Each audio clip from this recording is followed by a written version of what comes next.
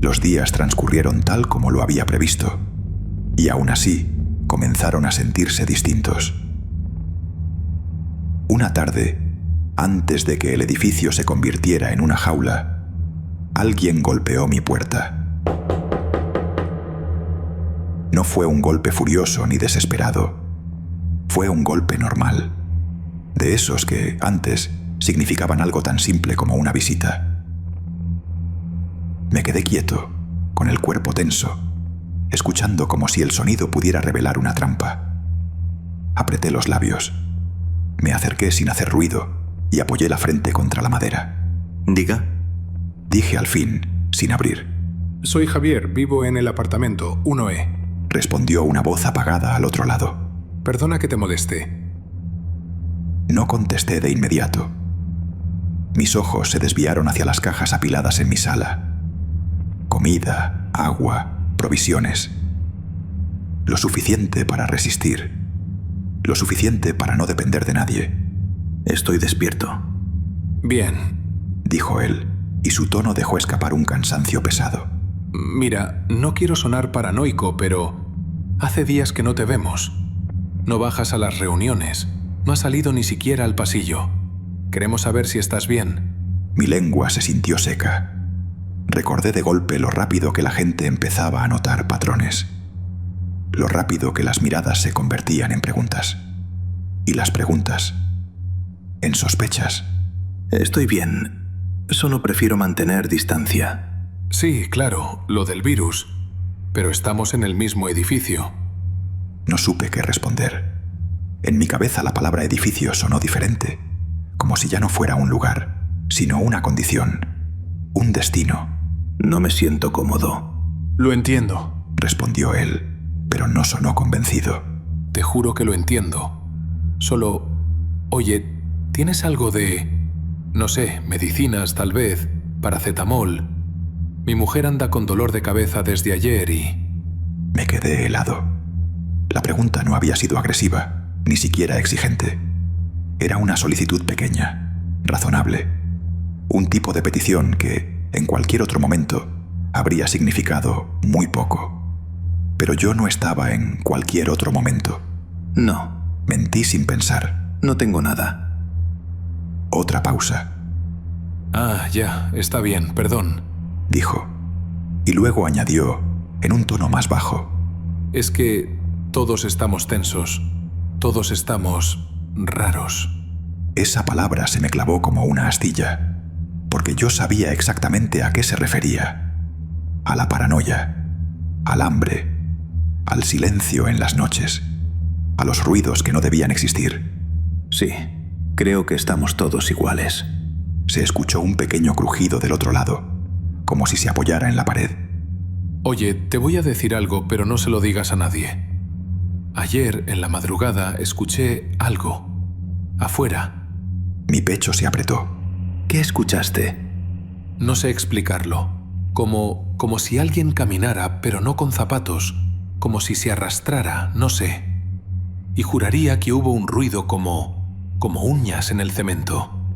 No dije nada, y mi silencio lo hizo seguir hablando. Me asomé por la cortina, no vi nada, pero sentí que había algo ahí. Como cuando sabes que alguien te mira aunque no lo veas. ¿Te ha pasado? Sentí un escalofrío subir por mi espalda. No, creo que no. Mentí, otra vez, más despacio. Él soltó una risa corta, sin humor. Sí, claro. A mí tampoco... Mira, yo no quiero asustarte. Solo quería saber que estás bien. Y no sé, quería escucharte. En serio, escuchar una voz normal. Una voz normal. Tragué saliva. Mis manos apretaban el borde de la puerta, como si esa madera fuera lo único que me separaba de un abismo. Estoy bien. Bien, dijo él con alivio fingido. Si necesitas algo, si te falta comida o agua, puedes decirme. Nos organizamos. Estamos intentando cuidarnos entre todos, ¿sabes? Como comunidad. La palabra comunidad me dio náuseas. Me hizo pensar en ojos mirando, en bocas contando, en manos pidiendo. Sí, claro, lo tendré en cuenta. Gracias. De verdad, Si te falta algo, solo avisa. Lo haré. Hubo un silencio final. Luego él respiró hondo. Bueno, no te molesto más. Solo cuídate. Tú también. Escuché sus pasos alejándose por el pasillo, bajando las escaleras. Y cuando el sonido se extinguió, me quedé pegado a la puerta un largo rato. Me di cuenta de que estaba temblando. Me obligué a respirar lento. Miré mis cajas, mi reserva, mi seguridad, lo único que me pertenecía. No necesito a nadie. Murmuré, como si esa frase pudiera sellar el mundo. Estoy más que bien y seguro. Pero mi voz no sonó segura. Sonó como una excusa. Cuando comenzó la cuarentena, pensé que la vida no podía empeorar. Pero solo hizo falta una semana de calles silenciosas y terrenos vacíos para que eso cambiara. En la séptima noche, sentado y mirando a través de la cuadra desde la ventana de mi apartamento, vi algo moverse. Al principio, mi interés era mera ociosidad. Llevaba una semana completa con menos que nada que hacer. Había recorrido internet de arriba a abajo, visto todas las películas y jugado todos los juegos. A solo un par de cuadras del borde de un campo interminable, no había nada que hacer. Cuando se terminó la diversión, simplemente me senté junto a la ventana y observé el vecindario inmóvil. Una vaga sensación de anhelo me mantenía allí, como un centinela, atento a cualquier cosa que pudiera señalar un cambio. Así que, cuando vi movimiento, esperé. Tardó 12 minutos en volver a moverse. Fue rápido, apenas un instante, y lo habría pasado por alto si hubiera tenido algo mejor que hacer. Al ver ese movimiento por segunda vez, caí en la cuenta de que probablemente había algo allí afuera. La curiosidad ociosa se convirtió en interés activo, y desde mi punto de observación en el tercer piso, seguí mirando aquella intersección nocturna de vallas y acera durante otros 20 minutos. Curiosamente, no había sutileza. No intentaba mantenerse oculto. Al principio no podía comprender qué era, así que traté de darle sentido. Alguien trepaba un árbol y proyectaba una sombra de algún modo. Sin duda había algo parecido a dos brazos aferrándose y la silueta de una cabeza, pero la forma en sí no tenía sentido. No veía ninguna otra fuente, nada entre las pálidas farolas azuladas y el suelo que pudiera generar tal impresión. Pero eso no podía ser. El objeto sombrío sobre el suelo, considerado solo por sí mismo, tendría que haber sido un torso descomunal, arrastrándose por la acera con dos brazos largos y delgados. No tenía miedo. Todavía no. Yo tenía una visión del mundo y me sentía seguro dentro de ella. Me dije a mí mismo que no lo estaba viendo bien o que alguien estaba haciendo una broma. Aún así, había fascinación.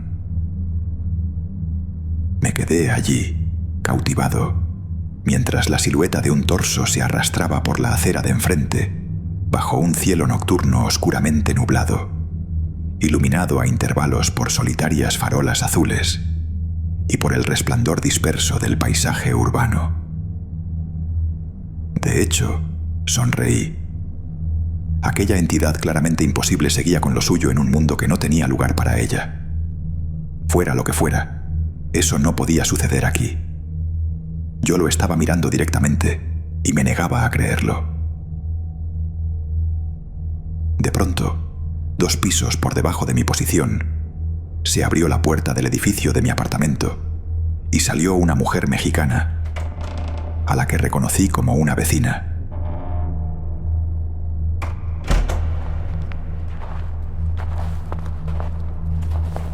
Con 2 bolsas pesadas de basura en las manos, caminó lentamente hacia el contenedor, que estaba a la vuelta de la esquina. Por un instante me sentí indignado de que saliera con tanta despreocupación. Pero, claro, se nos permitía salir de forma breve y limitada. Solo iba a tirar la basura. Ella seguía siendo una prisionera igual que yo.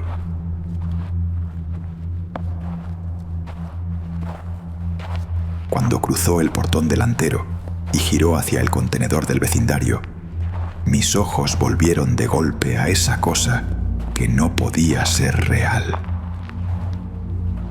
Estaba a solo unos metros, justo al otro lado de la calle, frente a ella, pero oculta por sombras que se desplazaban con la brisa. De pronto, observé con incredulidad cómo su cabeza se giraba hacia ella.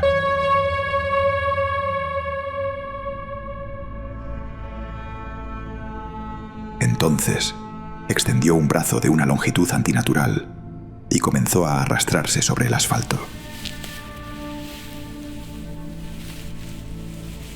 Apenas podía ver a mi vecina si me inclinaba hacia afuera de la ventana. Empujó una bolsa por el borde del contenedor y la dejó caer. Después de estirarse las muñecas, empezó a levantar la segunda bolsa. Tardaba demasiado y estaba de espaldas. Levanté una mano sin demasiada convicción. También emití un sonido débil, pero sabía que esa cosa era real. No quería parecer histérico. ¿Qué pasaría si decía algo? Ella se giraría, no vería nada y pensaría que yo estaba loco. Entonces volcó la segunda bolsa dentro del contenedor. Suspiró, volvió a estirarse las muñecas y se dio la vuelta para regresar. Pero se detuvo. Igual que yo, se quedó mirando, sin comprender. Lo de esa cosa no eran brazos. Fuera lo que fuese lo que usaba para arrastrarse, esos apéndices no eran brazos. Uno se enroscó en la espinilla de la mujer de una manera extraña y angulosa. Entonces, su grito resonó junto con los restos destrozados de mi visión del mundo.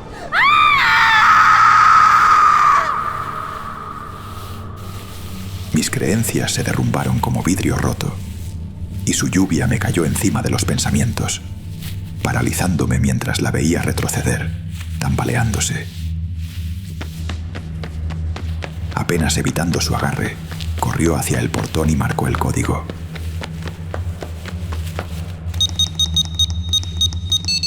La pequeña luz roja indicó que había puesto los números equivocados por accidente, algo que a mí mismo me pasaba a menudo. Susurré palabras de ánimo mientras volvía a presionar los números. Vamos, tú puedes. Tienes que lograrlo o esa cosa te atrapará.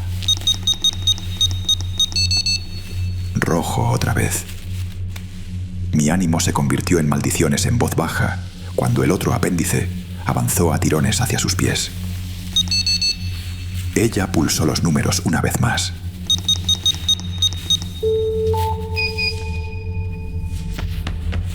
Empujó el portón, lo cerró de golpe tras ella y corrió gritando hacia la puerta principal del edificio.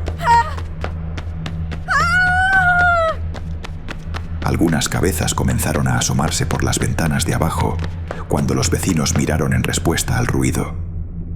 Pero no podían verlo. El portón y la cerca eran demasiado altos para quienes estaban en el primer y el segundo piso. Yo era el único que lo comprendía de verdad. Había otros vecinos en el tercer piso, pero estaban al otro lado de una esquina y sus ventanas daban hacia otros apartamentos. No lo sabían. Oye, ¿qué ha sido eso? ¿Hay algún problema? Uno me gritó desde abajo con desconcierto, pero yo solo negué con la cabeza. ¿Cómo podía transmitir lo que había visto? Ellos aún conservaban su vieja visión del mundo y rechazarían todo lo que dijera hasta que vieran la verdad por sí mismos. Apagué la luz, me envolví en mantas, cerré las cortinas y miré a través de una pequeña rendija.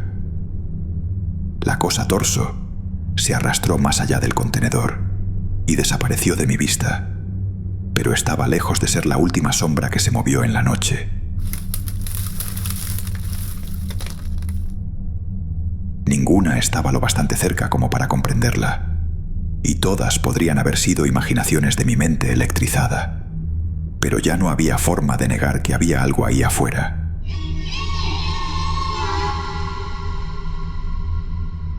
La humanidad se había retirado de las calles y los valles.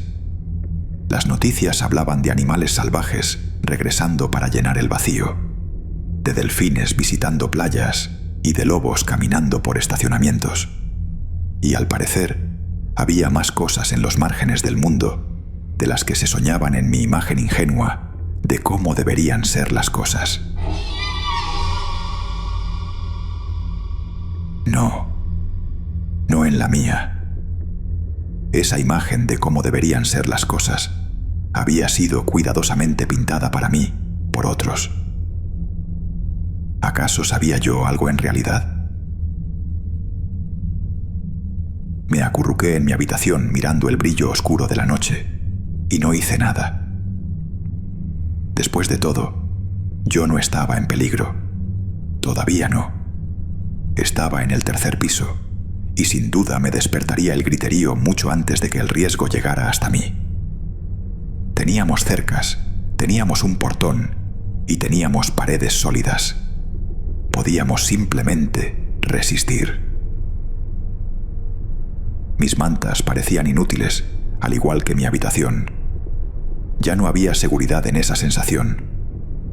Mi vida estaba hecha de madera de balsa y cinta adhesiva, y no tenía nada de la solidez que yo había asumido con tanta arrogancia.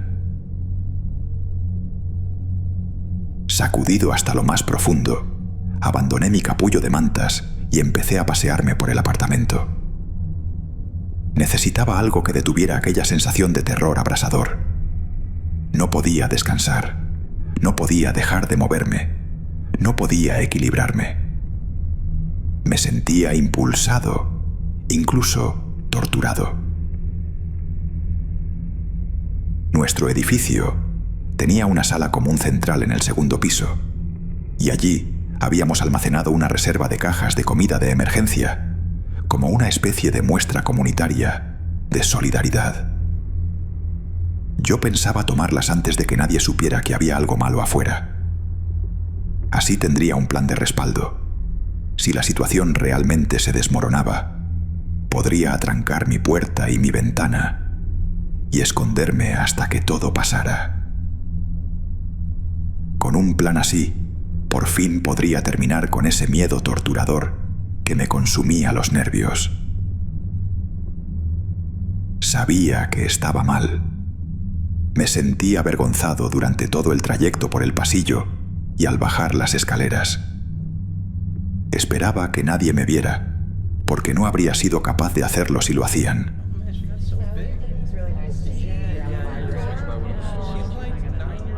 El alivio y la decepción me recibieron en la entrada de la sala común. Había una docena de personas discutiendo, cada una junto a sus compañeros de piso o familiares, distribuidos en distintas entradas. Nadie se atrevía a acercarse a los demás por la cuarentena, así que hablaban a gritos desde lejos. En una de las entradas a mi izquierda, la mujer mexicana estaba sollozando y explicando algo en español rápido. Al otro lado de la sala, junto a una de las puertas más estrechas, un hombre al que había visto sacar correo del buzón del apartamento 2A escuchaba con atención mientras cargaba a su hijo pequeño. ¡Silencio! ¡Silencio todo el mundo! No armemos un escándalo por nada. Quizá fue solo algún tipo de animal salvaje. Primero era un monstruo. Ahora es un animal salvaje. Se quejó una madre junto a sus 3 hijos en la salida del fondo. ¿Así que todo este escándalo era solo por un animal? La mujer mexicana me vio, abrió los ojos de par en par, señaló y soltó una ráfaga de palabras excitadas. Él me miró. Sabe de lo que estoy hablando. Pregúntenle a él. ¿Es verdad lo que dice la mexicana? ¿Es verdad que la viste cuando la atacaron? Me preguntó el tipo del 2A. Oh, Dios. Se había dado cuenta de que yo le había estado mirando. Pero, ¿qué más podía decir? Todas las miradas se clavaron en mí mientras balbuceaba. No había nada, solo era un gato callejero, es todo. ¿Qué? ¡No! Un coro de suspiros estalló. Este tipo no está diciendo la verdad. Y un estudiante universitario en una esquina alzó los brazos. Que se jodan. Todo esto es un puto circo. Me vuelvo a la cama. Los demás negaron con la cabeza y empezaron a regresar por sus respectivos pasillos. La mujer mexicana me miró con confusión y enojo, exclamando: ¿Un gato? ¿Un puto gato? ¡Idiota! Y se marchó sin antes lanzarme una mirada con asco. Cuando se fueron, me escabullí hacia adentro. Con el corazón latiéndome por muchas razones, abrí los armarios de la cocina de la sala común.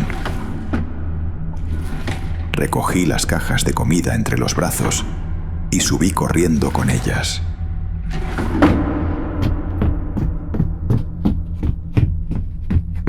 ¿Qué significa exactamente ser una mala persona? Consideré esa pregunta mientras deslizaba mi sofá contra la puerta principal y apoyaba mi colchón contra la ventana, dejando apenas una rendija por la que pudiera observar el mundo. Seguro en mi búnker improvisado, abastecido de comida y rodeado de gente que sería afectada primero, y gritaría si pasaba algo, por fin pude dormir. Cuando desperté por la mañana, fue con más gritos, esta vez afuera.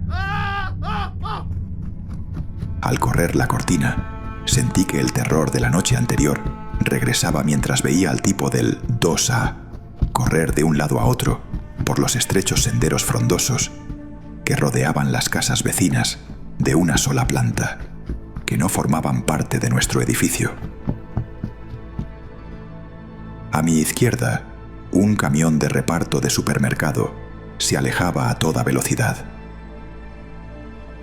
En el lugar donde el camión y el hombre se habían encontrado, quedaba una pila de bolsas, mientras el tipo del 2A sostenía dos contra el pecho y jugaba una horrible partida de persecución con... Pero, ¿qué demonios era eso? Esto no era una sombra a medias que se movía en la noche. Esto trotaba. Estaba sangrando, pero no estaba herido. Las gotas carmesí humeaban bajo el sol mientras quemaban el pasto. El tipo del 2A le arrojó una de sus bolsas. Luego corrió hacia el otro lado. Y yo era una mala persona. Había soñado con la vergüenza. Impulsado por ese dolor, ahora un tormento mayor que mis nervios, por fin grité: ¡A la izquierda! El tipo del 2A levantó la vista por encima de las cercas cubiertas de hiedra y me vio. ¡A la izquierda! ¡Va a rodearte! Volví a gritar, señalando. Está tratando de cortarte el paso. Él apretó la bolsa que le quedaba y corrió a la izquierda. La cosa sangrante y veloz embistió con sus colmillos la cerca donde él habría estado, encontrando solo la madera. Alguien abajo sostenía la puerta principal abierta y, recordando los problemas con el código de la noche anterior, le grité: ¡Ve a abrir el portón! Ella levantó la vista hacia mí, sorprendida. ¡El portón!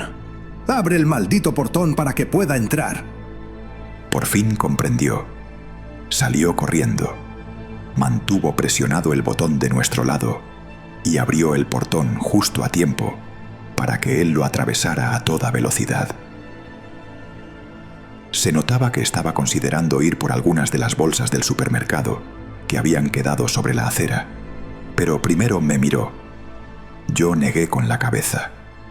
La cosa veloz bajaba por el callejón cubierto de hojas.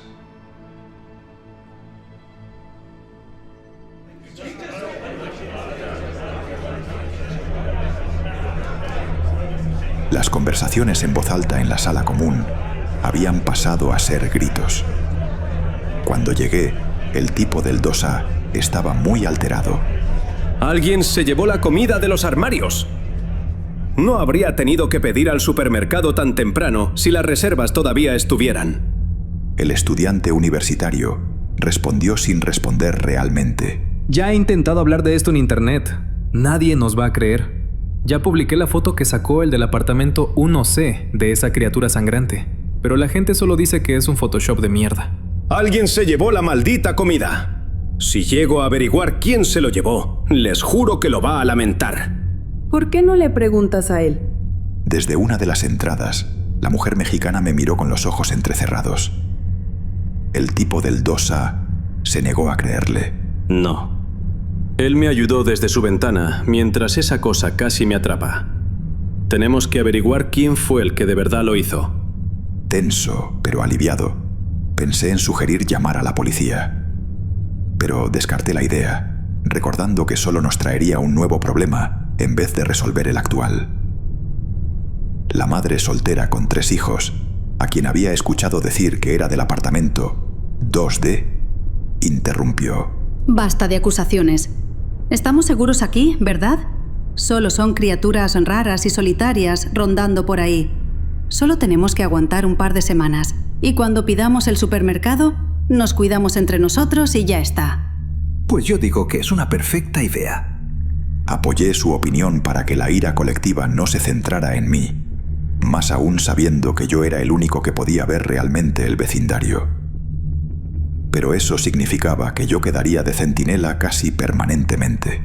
¿Estás dispuesto a vigilar cuando alguno de nosotros salgamos a la calle a recibir las compras del supermercado?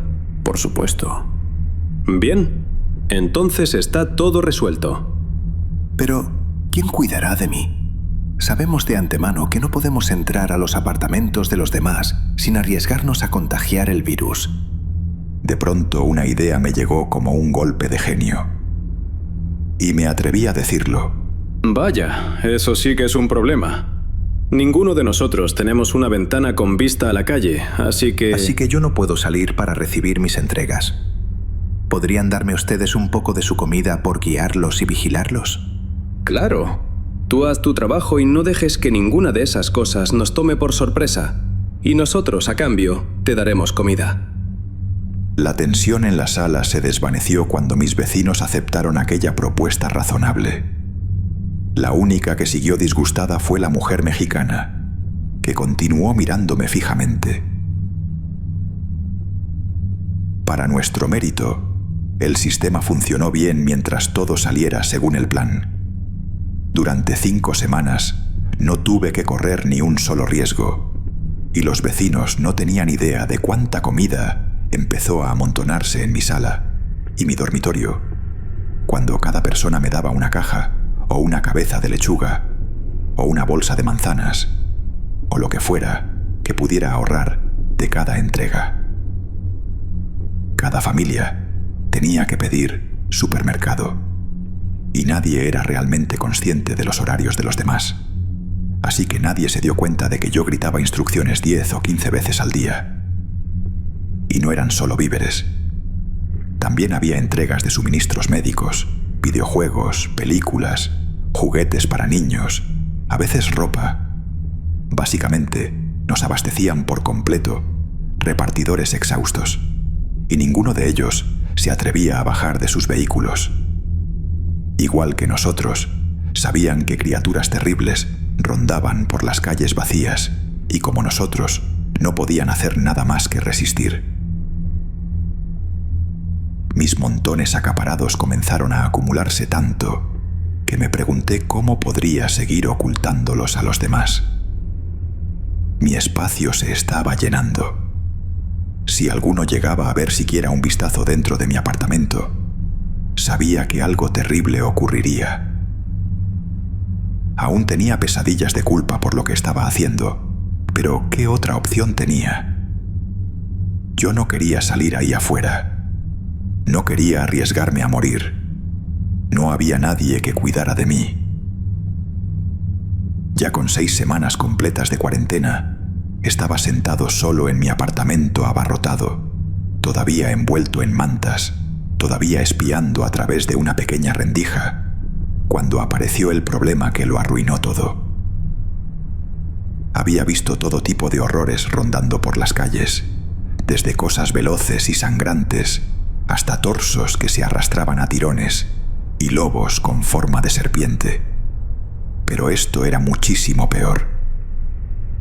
El destructor llegó en forma de un golpe en mi puerta. Inmediatamente mortificado, avancé con cuidado hacia la entrada de mi apartamento, procurando no tropezar con ninguna caja. ¿Hola? Dije apoyado a la puerta de madera. Hola. Soy la madre soltera con los 3 niños del 2D. ¿Sí? Perdona, pero nos estamos quedando sin dinero. Ya no podemos pedir cosas al supermercado, así que estoy pasando a preguntar si alguien tiene algo que pueda compartir. Sentí la lengua pesada en la boca mientras mentía. Lo siento, no me queda nada. Yo tampoco he podido pedir cosas. Ya sabes cómo está la situación. Sí, lo sé. Respondió ella tras la puerta, sonando decepcionada. Bueno, perdón por molestarte. Se fue, pero yo no me moví durante 1 hora entera. Me quedé de pie, mirando las cajas apiladas de cosas que había conseguido. Mi riqueza acaparada era lo único que me impedía entrar en pánico y lo único que me permitía dormir por la noche. Pero también me atormentaban sueños inquietos.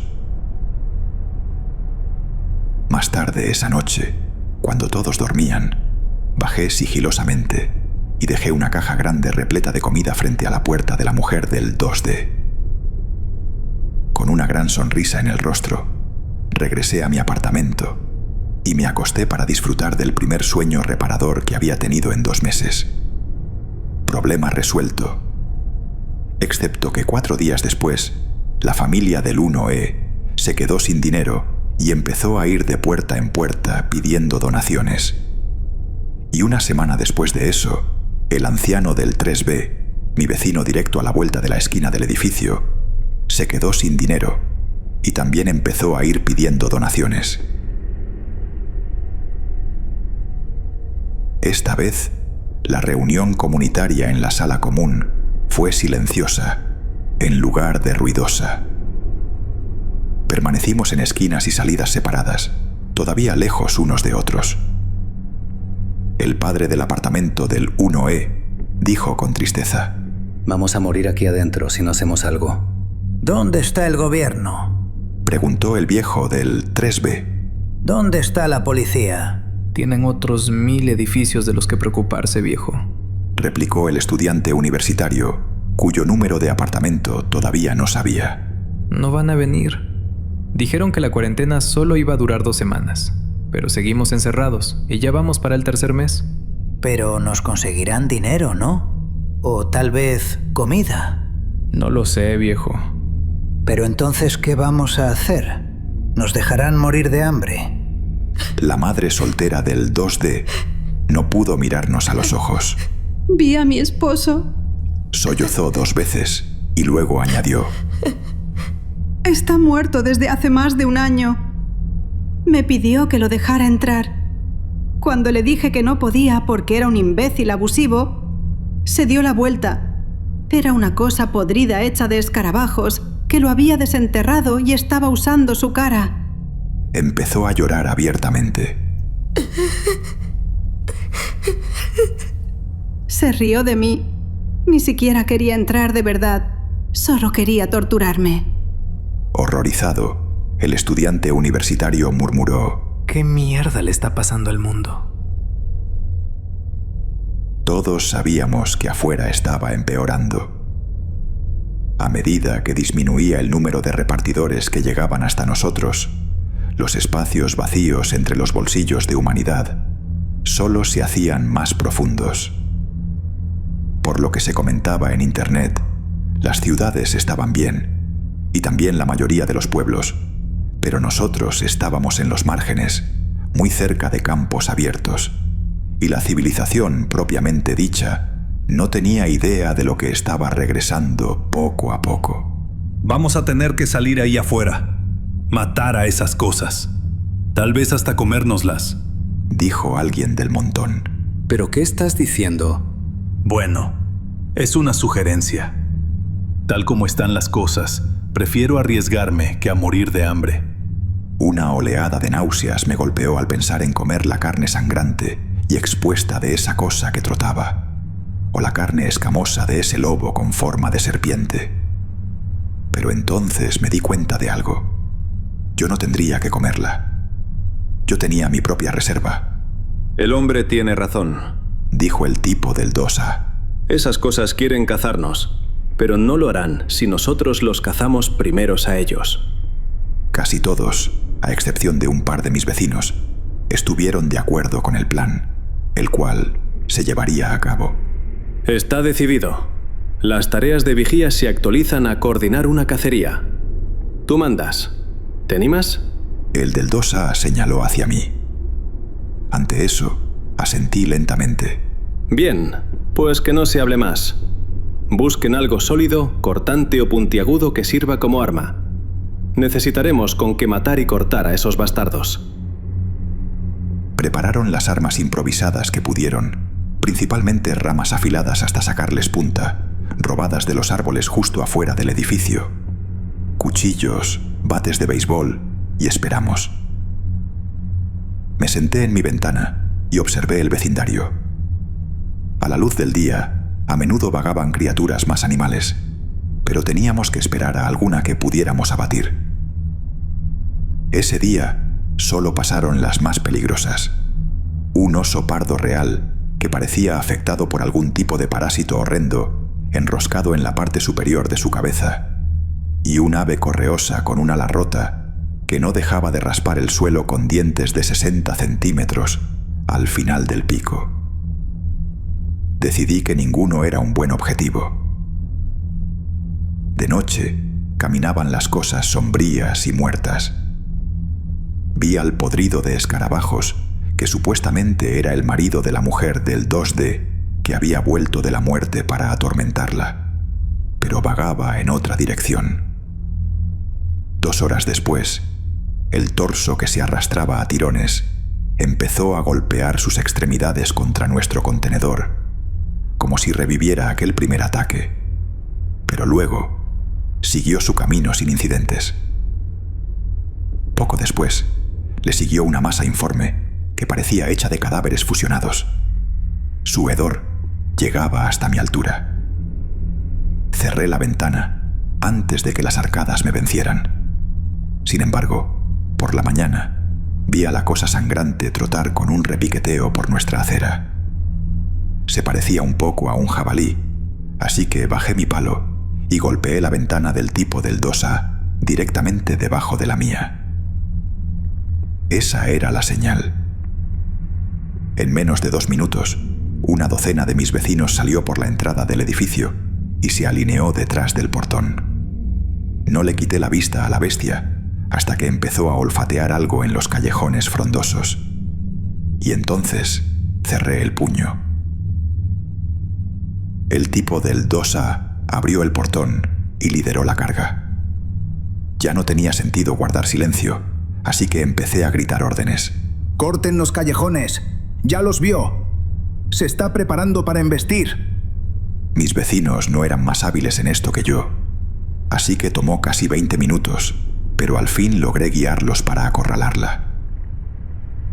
La apuñalaron una y otra vez, rociando sangre humeante en todas direcciones, y solo cayó cuando destruyeron un órgano irreconocible en la parte baja del abdomen. Fue nuestro primer momento de esperanza en casi 3 meses. La arrastraron hacia adentro, subieron las escaleras y la llevaron a la sala común del 2º piso. En la zona de baldosas de la cocina, los 2 hombres que sabían de carne hicieron el trabajo repugnante de cortarla y cocinarla. Tenía que admitir que olía a carne, aunque yo no quería comerla. Aún así, el tipo del 2A me entregó el trozo cocido más grande. Toma, es tuya. El trozo más grande. Te lo mereces. ¿Para mí? ¿Por qué? Su respuesta fue simple. Porque estás a cargo de la coordinación y lo hiciste bien por nosotros. Te lo has ganado. Mis vecinos se reunieron alrededor de la carne, abandonando la norma de distancia que nos había mantenido separados durante tanto tiempo. Ninguno había salido del edificio en 3 meses, y era totalmente posible que el virus ni siquiera hubiera estado entre nosotros. Ahora empezaron a abrazarse, a darse palmadas en los hombros y a arrancar trozos de aquella carne desconocida con los dientes. Observé eso sosteniendo el pedazo más grande. Yo estaba a cargo. ¿Por qué estaba a cargo? Por casualidad. El 3A había sido el apartamento menos valorado cuando me mudé, porque estaba 2 tramos de escaleras arriba y daba a la calle. Por el simple hecho de estar donde estaba cuando todo esto empezó, de algún modo, terminé al mando y con un enorme acopio. Solo había sido suerte al azar. Y claro, un poco de egoísmo miserable, pero ya había superado esa vergüenza. Porque yo estaba a cargo. Prestaba un servicio valioso, y eso significaba que estaba justificado que estuviera donde estaba y que tuviera lo que tenía. Esa gente no podía sobrevivir sin mí. Sin embargo, aún quedaba una amenaza para mi seguridad. La mujer mexicana me miraba fijamente mientras yo sostenía el trozo más grande. Entonces aparté al tipo del 2A del grupo y le susurré: Oye, estás conmigo, ¿verdad? Claro, jefe. ¿Qué pasa? Respondió en voz baja. Creo que escuché que esa mujer la vi conspirando con la cosa de escarabajos anoche, hablándole desde su ventana. Creo que tenemos que echarla del edificio o va a dejar que esa cosa entre. Él miró de reojo con disimulo. ¿La mexicana? ¿En qué apartamento está? Yo tampoco lo sabía. No estoy seguro. Pero dijiste que la viste desde su ventana. Susurró, sin apartar los ojos de mí. Esa pregunta me había tomado por sorpresa, y creo que supo que estaba mintiendo. Sí, la vi. No tuve tiempo de pensar en otra mentira plausible. Se acabó la farsa. Sabía que solo lo estaba inventando. Había unido claramente las piezas de mi mentira descarada. Me preparé para lo peor. Que me echaran, que me robaran mi reserva, que incluso me clavaran una de nuestras lanzas. Pero en vez de eso, pensó durante un largo momento y luego dijo: Tú déjamelo a mí. Nos encargaremos de ella, jefe. Luego se apartó para hablar en voz baja con algunos de los otros hombres. ¿Extraño? Tal vez. Yo no comí esa carne desconocida. La dejé caer y subí a comer algo más familiar en la seguridad de mi apartamento. La vista desde mi ventana era la misma, pero por algún motivo se sentía un poco más alta y un poco más oscura. Ya no habría pesadillas de culpa. Yo estaba a salvo, estaba seguro, al mando, y tenía todo lo que necesitaba. Y eso era lo único que importaba. Los días transcurrieron exactamente como lo había previsto. Cada vez que la carne comenzaba a escasear, los vecinos salían en grupos, armados con lanzas improvisadas y ramas afiladas, guiados por mí desde mi ventana. Ya nadie esperaba camiones. Ya nadie hablaba de que esto terminaría pronto. La cuarentena había dejado de ser una medida temporal y se había convertido en una forma de existencia. Encerrados, vigilantes, sobreviviendo. Los repartidores desaparecieron, uno por uno, hasta que simplemente dejaron de llegar. Las bolsas ya no aparecían en las aceras. Ningún motor frenaba frente al edificio. Ninguna voz humana volvía a escucharse en la calle. Solo el rumor del viento y a veces esos ruidos que no eran viento. Nuestro único sustento terminó siendo la carne de aquellas cosas. Yo jamás comí de ella. La mayoría decía que sabía parecido a res, fibrosa, caliente demasiado roja por dentro. Muchos incluso sonreían mientras masticaban, como si el simple acto de volver a comer algo real les devolviera la humanidad. Pero a mí me bastaba con mirar. Me bastaba con ver cómo el jugo oscuro se mezclaba con la saliva y les chorreaba por la comisura de los labios. Su olor, sin embargo, el olor era otra cosa. No era solo apetitoso, era insistente, como un recuerdo implantado, como una idea que intentaba abrirse paso dentro de mi cabeza. Me llamaba con una fuerza casi obscena. A veces lo olía incluso desde mi apartamento, incluso con las cortinas cerradas, incluso cuando sabía que no estaban cocinando, como si el edificio mismo respirara aquello, como si ya lo hubiera absorbido y lo exhalara lentamente. Yo no necesitaba arriesgarme. Las reservas que había acumulado en mi habitación todavía podían sostenerme por meses, o al menos eso era lo que me repetía para no sentir la presión clavándoseme en el pecho. Durante un tiempo creí que todo estaba bajo control, pero una noche todo dio un giro. Debieron de ser cerca de las 4 de la madrugada, cuando un grito me arrancó del sueño.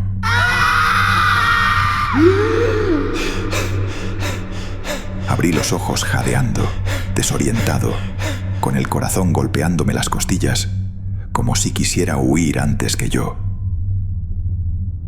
Por instinto, pensé lo mismo de siempre. Alguien había salido sin supervisión. Alguien había cometido un error. Alguien estaba siendo devorado en la oscuridad de la calle. Me lancé a la ventana y escudriñé el exterior con desesperación. Nada. La calle estaba quieta, inmóvil.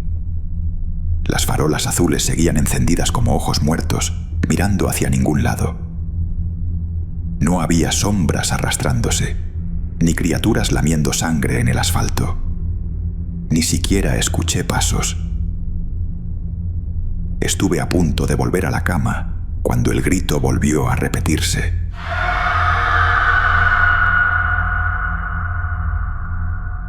Y entonces lo comprendí.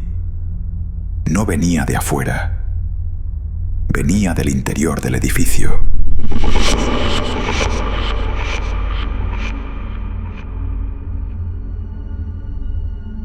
Me incorporé de golpe. Me puse lo primero que encontré y salí al pasillo con el cuerpo tenso, preparado para ver algo horrible. A mitad del camino, me crucé con la anciana del departamento 3C. Caminaba con torpeza, sosteniéndose del pasamanos como si el aire pesara más de lo normal. Su rostro estaba pálido y sus ojos enormes, cargados de un miedo tan puro que casi parecía infantil. Nos miramos. No hizo falta decir nada. Caminamos juntos en silencio hasta llegar a la sala principal. Allí encontramos al hombre del 2D y a una chica joven, temblando. Ella hablaba atropelladamente, como si su lengua no pudiera seguir el ritmo de su terror. ¿Qué sucede?, pregunté, dirigiéndome al hombre. Él me miró un instante antes de responder.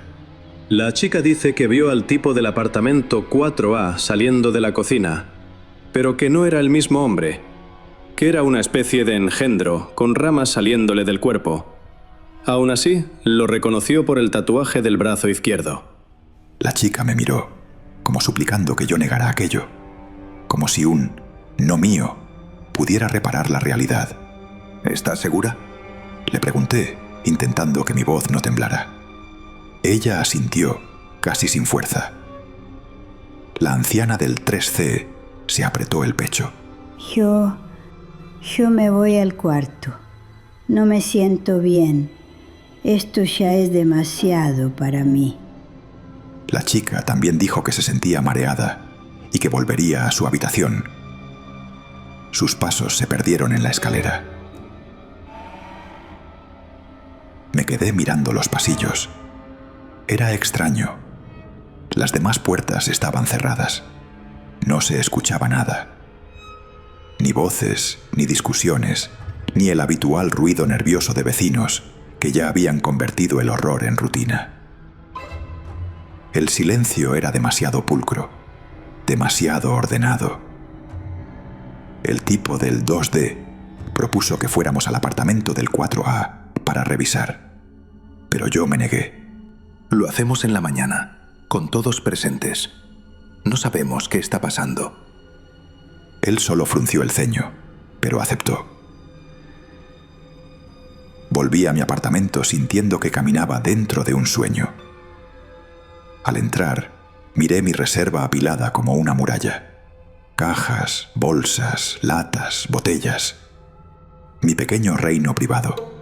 Y aún así, me sentí inseguro por primera vez desde que todo comenzó. Así que moví el armario pesado hasta bloquear la puerta. Lo empujé con el hombro hasta que crujió el suelo. Revisé la ventana. Revisé otra vez la puerta. Me quedé de pie un rato, escuchando.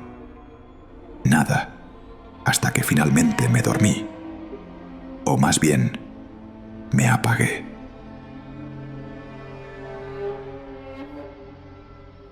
Cuando los primeros rayos del sol atravesaron la rendija de la cortina, abrí los ojos con una ansiedad amarga, como si hubiera pasado la noche conteniendo la respiración. Me quedé recostado largos minutos aguzando el oído, esperando oír el bullicio habitual. Vecinos reuniéndose, planeando, organizando otra cacería. Pero no hubo nada. Ni pasos, ni voces, ni puertas abriéndose. Solo la brisa entrando por la ventana y el latido de mi propio miedo. Eso no era normal, no en un sábado.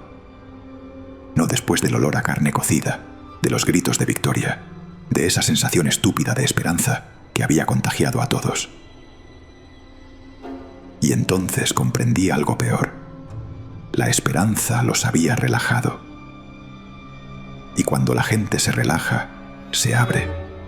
Y cuando se abre, lo de afuera entra. Una hora más tarde, incapaz de soportar mi propia incertidumbre, decidí salir.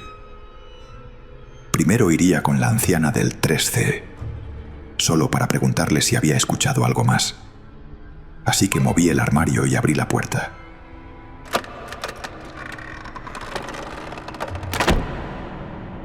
El pasillo era el mismo, pero no lo era. Había algo, como un aire más denso, un olor leve e indefinible, como humedad mezclada con hierro. Llegué a su puerta y golpeé suavemente. Pasaron unos segundos hasta que del otro lado escuché algo. Pasos lentos, arrastrados, pero no eran exactamente pasos. Era como si algo se deslizara mal, como si un cuerpo olvidara el modo correcto de mover las piernas. De repente, la puerta se entreabrió. Y entonces la vi, o lo que quedaba de ella. La mitad de un rostro asomó por la rendija. Las arrugas estaban endurecidas, secas, agrietadas, como barro viejo. La piel ya no parecía piel. Parecía una costra, y donde deberían estar sus ojos, había dos grandes bultos rojos, hinchados, palpitantes, como órganos expuestos latiendo al aire. Mi sangre se heló, y la cosa habló con una serenidad que me resultó todavía más monstruosa. He hablado con mi marido, y esta tarde vendrá para almorzar un delicioso estofado que le prepararé. Una sustancia amarillenta se deslizó por su boca al pronunciar esas palabras, espesa, desagradable, y cayó por la barbilla como baba enferma. Di un paso atrás de golpe. Perdí el equilibrio y caí sentado al suelo, sin poder apartar la mirada. La puerta se cerró lentamente, no de golpe, no con violencia, como si la cosa tuviera todo el tiempo del mundo. Me levanté con torpeza y corrí hacia mi apartamento. Pero antes de entrar, me detuve. Mi mente, desesperada, buscó un escape, una manera de hacerme sentir que todo era producto de una simple alucinación, y tenía que comprobarlo. Miré el pasillo largo extendiéndose ante mí. Lo había recorrido cientos de veces, pero ahora parecía un túnel ajeno, un conducto de algo que no estaba hecho para humanos. Y aún así caminé. Avancé hasta las escaleras. Todas las puertas estaban cerradas. Ningún sonido escapaba de ninguna de ellas. Era como si el edificio estuviera vacío, o como si todos estuvieran conteniendo la respiración al mismo tiempo. Mi intención era llegar al apartamento del hombre del 2D. Ojalá nunca lo hubiera hecho. Al llegar a la sala principal, el olor me golpeó primero. No era el olor de carne cocida, era otro, nauseabundo, dulzón, húmedo, como pus, como mojo, como sangre vieja mezclada con flores podridas. El tipo de olor que se mete en la garganta y se queda ahí, incluso cuando ya no estás respirando. Lo que vi, aún lo tengo pegado en la memoria, como una mancha imborrable. Todos mis vecinos, todos, se habían convertido en abominaciones deformes de la noche a la mañana. Algunos tenían ramas incrustadas en el cuerpo, como si hubieran germinado desde dentro. Otros tenían cuernos torcidos, no como cuernos de animales, sino como estructuras enfermas, mal formadas, creciendo donde no debía crecer nada. A otros les habían engrosado los brazos y les sobresalían uñas negras, curvadas, como garras húmedas. La piel de todos era escamosa o podrida. Había pus brotando de bocas demasiado abiertas, y los ojos, sus ojos ya no eran ojos. Eran zonas rojas, brillantes, inflamadas, como si el interior del cuerpo quisiera mirar hacia afuera. Casi no pude reconocer al tipo del 2D, pero estaba allí, de pie en el centro, como si liderara, como si aquello fuera un rebaño, y él, el pastor. Retrocedí un paso. Sin querer, rocé un jarro con rosas marchitas y cayó al suelo. El sonido fue pequeño, pero en ese silencio parecía el estruendo de una bomba. Estoy seguro de que se escuchó hasta el final de la calle. Todos se giraron al mismo tiempo. Todos me miraron. Y en ese instante supe algo con una claridad absoluta. No me estaban buscando. Hasta ese momento. Corrí con el aire cortándome los pulmones. Detrás de mí escuché pasos irregulares, gorgoteos, risas húmedas, sonidos de gargantas que ya no servían para hablar, pero sí para burlarse. Llegué a mi puerta y entré de golpe, y la volví a cerrar con la misma rapidez con la que la había abierto. Luego, empujé el armario con la misma rapidez, aunque este se movió lento y pesado.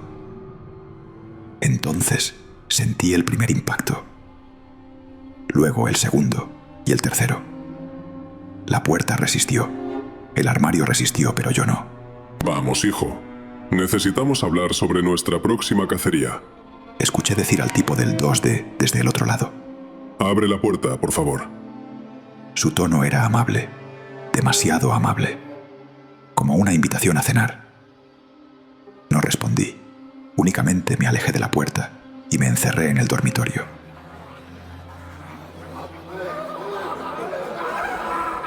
Desde aquí puedo escucharlos riendo y burlándose. A veces raspan la madera, A veces golpean, pero siempre vuelven a reír, como si supieran algo que yo todavía me niego a aceptar.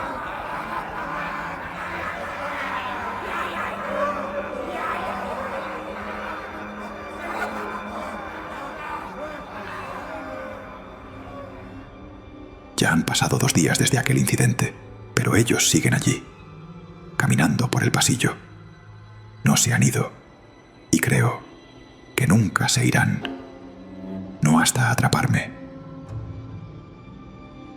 Hoy, supongo, será mi último día resistiendo. No creo que toda la comida que muy arrogantemente almacené vaya a salvarme de esto. No cuando lo que está allá afuera ya no es hambre, ni enfermedad, ni miedo. Hoy miré por la ventana, porque escuché el portón abrirse. Allí está el tipo del 2D, y no está solo. Ha traído al torso que se arrastra por las calles, al oso pardo, al lobo con cuerpo de serpiente. Los está dejando entrar al edificio, y sé para qué.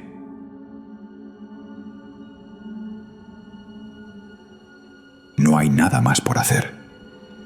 Solo espero que cuando todo esto termine, cuando la cuarentena sea solo una palabra más en boca de los sobrevivientes, vengan la policía o el ejército y los maten a todos.